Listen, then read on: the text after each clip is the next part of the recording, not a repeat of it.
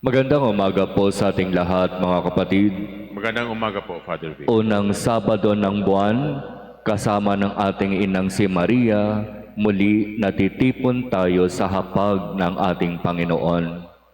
Sa ating pagninilay ngayong umaga, magandang balikan ang narinig natin mula sa unang pagbasa mula sa sulat ni Apostol San Pablo sa mga taga-Roma. Dito, nagsimula siya sa isang tanong. Ang tanong, itinakwil ba ng Diyos ang kanyang bayan? Ang tinutukoy ni Apostol San Pablo ay ang bayan ng mga Hudyo, mga Israelita. Alam ni Pablo at alam ng mga nakikinig sa kanya kung papaanong ang mga Israelita sa halip na maging masunurin sa Diyos, mas pinili ang matigas at sumuway sa Diyos. Kaya ito ang tanong ni San Pablo, dahil ba sa katigasan ng ulo ng mga Israelita, itinakwil ba ng Diyos ang kanyang bayan? At ang sagot, hindi. Hindi itinakwil ng Diyos ang kanyang bayan dahil sa kanilang katigasan ng ulo. At dito, sa tanong at sagot na ito, makikita natin ang napakagandang hiwaga ng kung ano ang mayroon sa puso ng Diyos.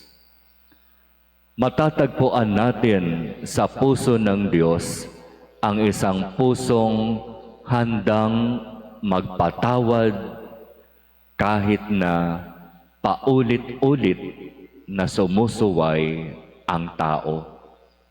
Di ba kung babalikan natin sa kasaysayan ng kaligtasan, iyon ang paulit-ulit nating mababasa sa Biblia. Sa simula, sa kwento ng paglikha doon sa lumang tipan, di ba sinasabi doon, nagkasala sa Diyos ang unang babae. Pero dahil ba sa pagkakasala na yon ng unang babae, na ang pangalan ay Eva, tumigil na ba ang Diyos sa kanyang pagsisikap na maiparamdam, maiparanas sa tao ang kanyang pagmamahal? Di ba hindi?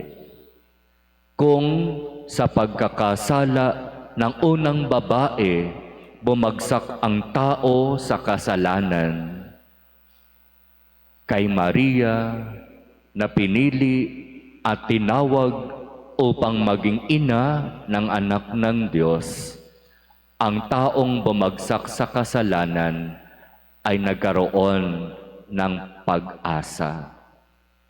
Hindi dahilan ang pagkakasala ng tao para mabago ang pagmamahal ng Diyos sa tao. At ganun din, mababasa rin natin sa lumang tipan ang kwento tungkol sa unang lalaki na ang pangalan ay Adan. Ganoon din ang nangyari. Sa kabila ng napakagandang plano ng Diyos sa kanya, bumagsak din siya sa kasalanan. At dahil ba doon, tumigil ba ang Diyos sa kanyang pagmamahal sa tao? Itinigil ba ng Diyos ang kanyang napakagandang plano sa sanlibutan? Hindi. Kung sa pagkakasala ng unang tao, ng unang lalaki, bumagsak sa kasalanan ang sanlibutan, sa magiging pagsunod at pagkamatay ni Jesus, ang bagong Adan, maililigtas ang sanlibutan. Sa makatuwid, malinaw dapat sa atin, hindi kayang hadlangan ng kasalanan ng tao ang kabutihang loob at pagmamahal ng Diyos.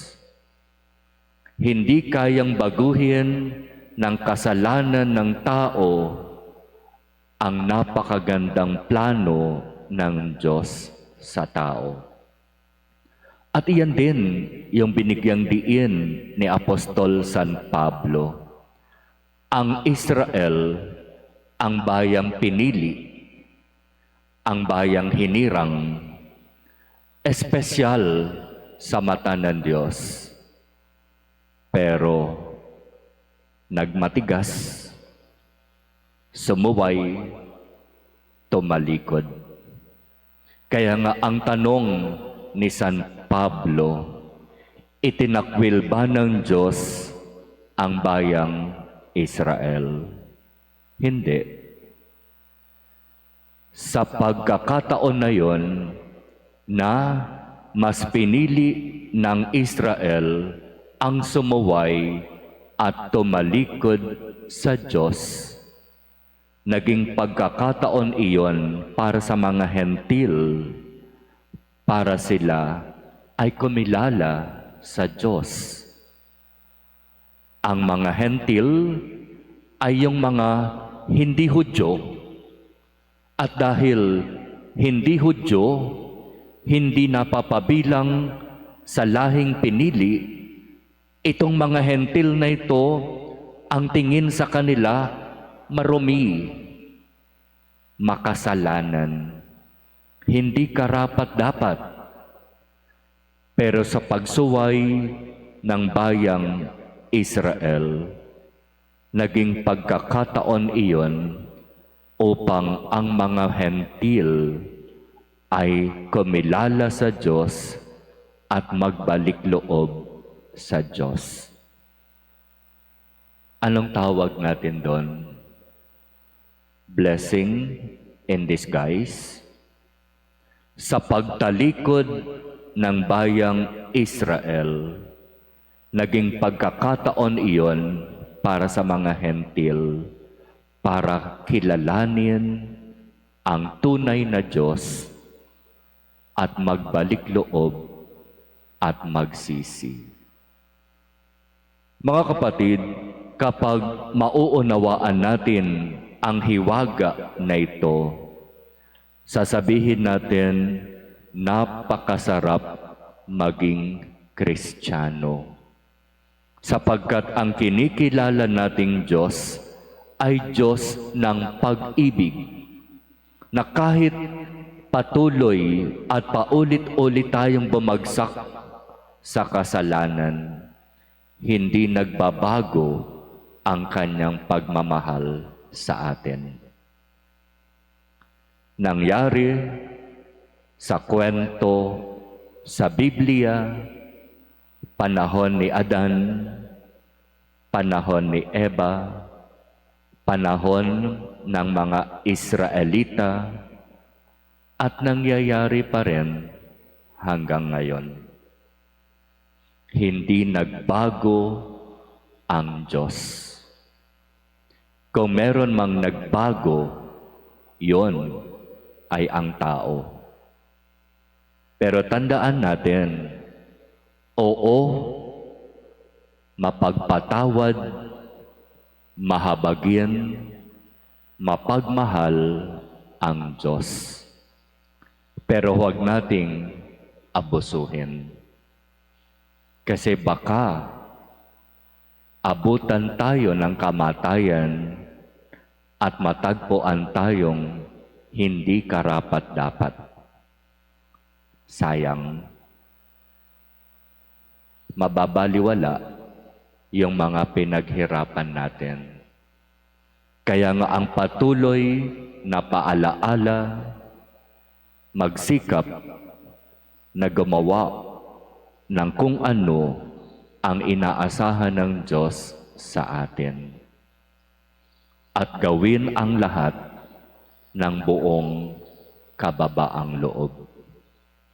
Sapagkat katulad ng sinabi sa Ebanghelyo, kapag mas pipiliin natin ang magpakababa, itataas tayo ng Diyos.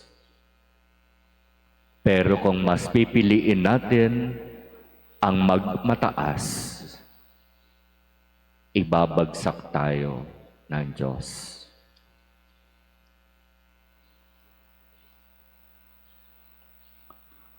Amen.